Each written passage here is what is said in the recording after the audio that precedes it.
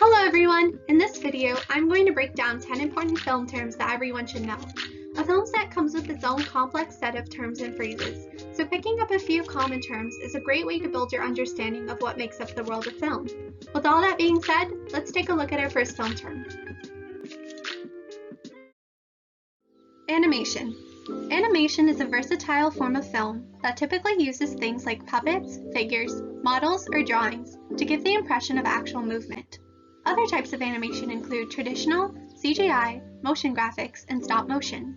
The Studio Ghibli film Spirited Away is a traditionally animated film about a girl named Chihiro, who finds herself trapped in the spirit world and must work there to rescue her parents. Released in 2001, Spirited Away featured groundbreaking animation, clever storytelling, and a beautiful score, making it one of the most respected animated films of all time.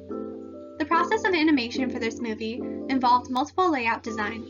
Layout designs are sketches of every scene and its composition. Once the layout designs are complete, the hand-drawn characters are placed on the painted backgrounds to make frames. The frames are then put together to create a sequence of movement. Documentary. Documentaries are films that document a topic, real-life story, experience, or events. They tend to be filmed from a distinct angle and with a compelling factual narrative. The 6 types of documentaries include expository, observational, participatory, reflexive, poetic, and performative. Expository documentaries educate on a little-known topic or event, while observational is analytical, creating the illusion of realism. Participatory docs involve the filmmaker engaging with their subject.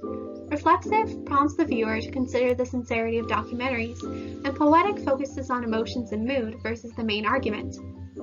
Lastly, performative spotlights the director's relationship with the main topic. Documentaries are not restricted to one type, however, and can be a combination of multiple. The documentary Folklore The Long Pond Studios is both a concert film and performative documentary about Taylor Swift's album, Folklore. It offers an in-depth look at Taylor Swift's role as a director, singer, and songwriter in relation to the process for her album, the writing process. Because of this, its main focus is to share truths that are meaningful to the director, in this case, the personal stories behind her songs. The documentary was filmed at the Long Pond Studios in New York, holding significance for its history of housing famous singers, making it the perfect location for Taylor's live performances from Folklore. Adaptation. Adaptations are film retellings of a story or work of fiction, often with a unique interpretation. Because of changing tastes among new generations, this can lead to multiple adaptations of an original story. The story of Cinderella is known worldwide, allowing for filmmakers to tell new versions of the classic fairy tale. The 1997 Rodgers and Hammerstein Cinderella film is considered to be one of the most impactful adaptations for its progressiveness and visionary. The film featured a star-studded colorblind cast, with R&B singer Brandy Norwood as the first Black actress to play Cinderella, and Whitney Houston as the fairy godmother. Although Brandy stole the show as Cinderella, it almost didn't happen. Producers revealed that they wanted a diverse cast from the beginning of production, including a Black lead as Cinderella. However, one executive wanted a white singer to play Cinderella instead of Brandy, as he did not want 2 Black leads. This did not happen, of course, and according to producer Craig Zadan, "We weren't interested in a white Cinderella. Still aren't. We never approached anyone other than Brandy for the role."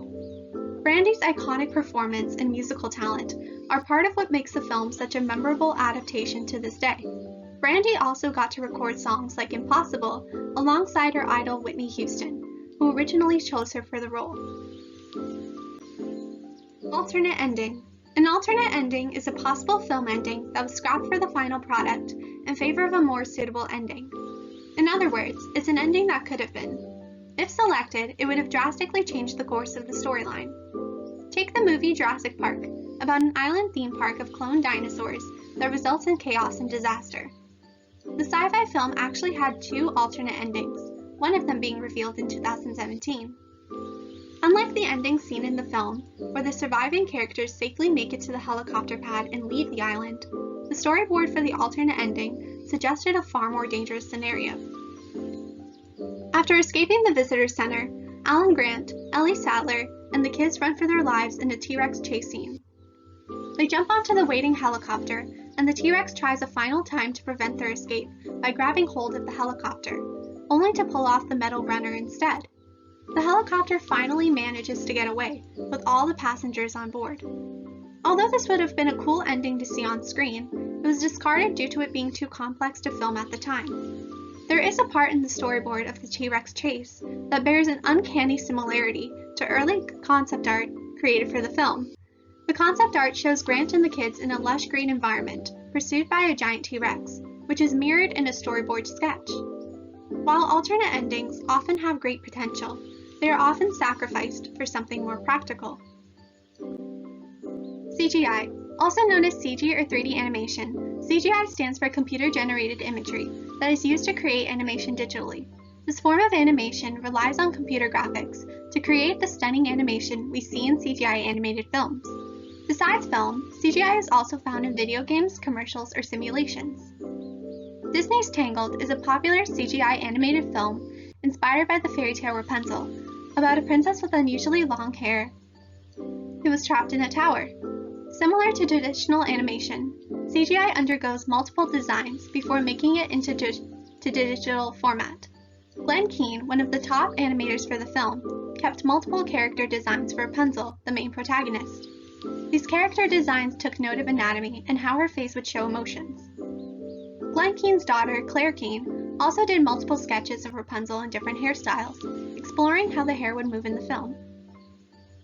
Rapunzel's hair is an extension of her personality, so animators took great care to study how it would convey her feelings in the film. Unlike other CGI heroines of the past, Rapunzel's hair is extremely long, reaching up to 70 feet in length. However, this made it incredibly difficult and expensive to animate. This led to the creation of new software, specifically for adding 100,000 strands of hair to Rapunzel's head. The golden blonde hair was also a challenge to animate, requiring careful attention to light and shine by animation teams. This helped achieve a realistic effect, allowing for the hair to look and move in a natural way. Foreshadowing. Foreshadowing is a subtle sign predicting an event or occurrence later in the plot. This foreshadowing can be about future events, character arcs, or plot twists. Foreshadowing can also allude to something that creates tension or suspense in the story. In the DreamWorks animated film, The Prince of Egypt, it tells the biblical story of Moses, but also focuses on his relationship with his brother Ramesses, who later turns on him. The foreshadowing of Ramesses becoming a villain can be seen early on in the film, such as one of the scenes between Ramesses and his father, the Pharaoh. After he accidentally demolishes a sacred temple, the Pharaoh lectures Ramesses for being irresponsible. He tells him that Ramesses' carelessness could destroy the Egyptian empire for good, saying, "But one weak link can break the chain of a mighty dynasty."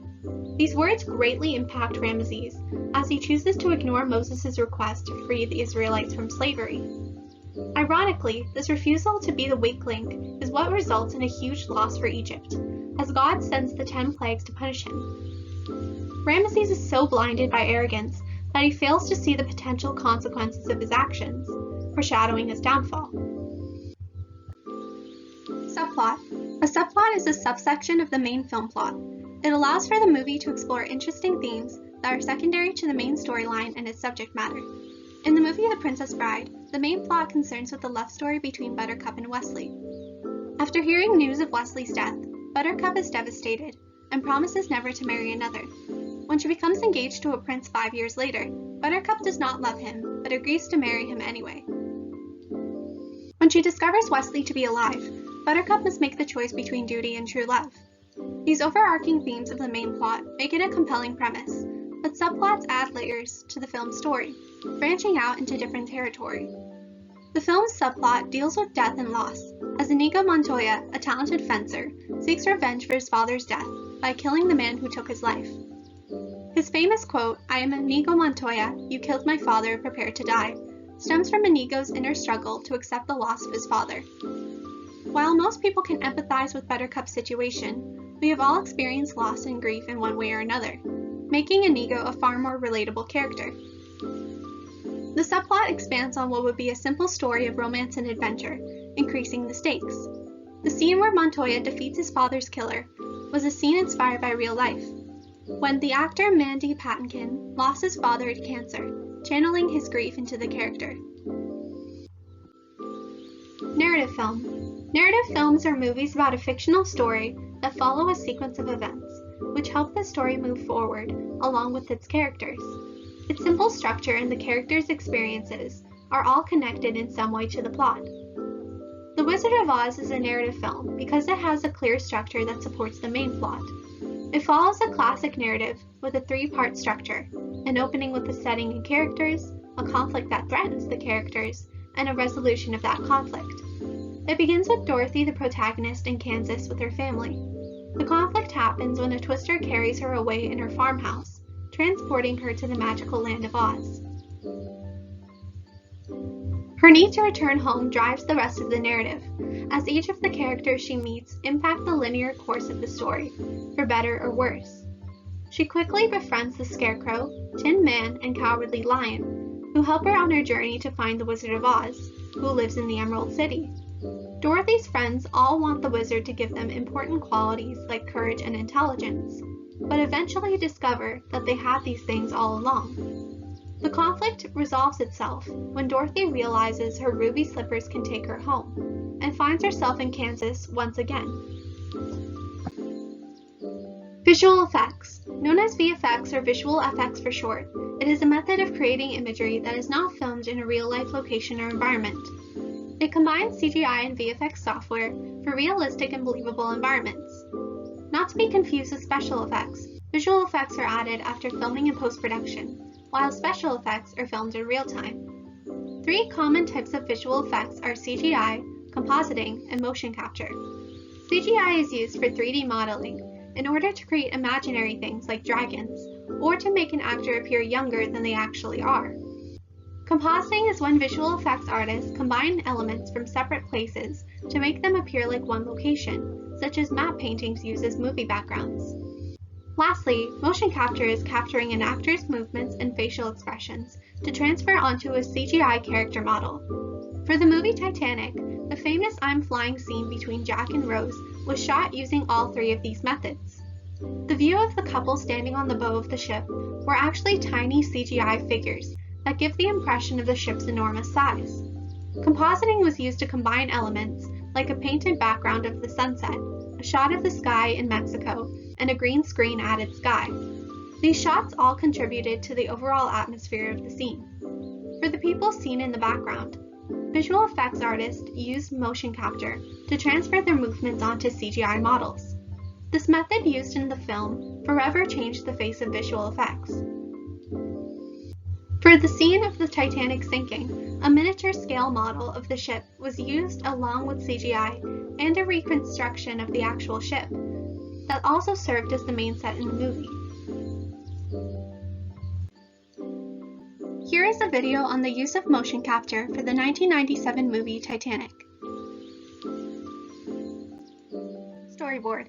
Storyboards are hand-drawn layouts that show the planned shots for a film and how they will appear on screen. Storyboards are often used in the pre-production stage before filming begins. It is one of the best ways of organizing your story and seeing how each shot will transition into the next. There are many different ways to make a storyboard, but a simple storyboard layout with sketches is a great way to visualize the final product. These hand-drawn layouts can also be created digitally, as well as traditionally. Animatics are a sequence of storyboard images edited together as a video with the film's soundtrack, to test how it will look on screen. Although animatics are commonly used in animation, they can also be found in live-action films, specifically for planning out complicated action scenes or visual effects. For the movie Spider-Man Into the Spider-Verse, multiple storyboards were created to achieve the movie's comic book visual style, a blend of traditional animation and CGI. The scene where Miles takes a leap of faith began with a storyboard animatic by visual consultant Alberto Mielgo. Mielgo was hired early on in pre-production to direct the movie's first animatic test. Although he never got to fully complete the test, he did achieve in creating the visual elements that animators would later incorporate into the film environments. Mielgo explains that his animatics were created to explore the language of comics and cinema and merge them together. Thanks to the use of storyboard animatics, animators were able to build the world seen in the film with incredible framing and depth. words of film composer Michael Dana, we love films and storytelling as people. It's just a human compulsion to listen to and tell stories. As humans, we all have an innate interest in stories, and film allows us to share these stories with a wider audience. Storytelling and film go hand in hand, but in order to make meaningful films, we need to learn the importance of techniques and processes used in filmmaking. Filmmaking does not just rely on good equipment, but also the willingness to immerse oneself in the process and to experiment. I hope that by learning these 10 terms, you know a little more about what goes into the production of a film and the value of taking creative risks. Here are my works cited if you would like to know even more about these 10 film terms.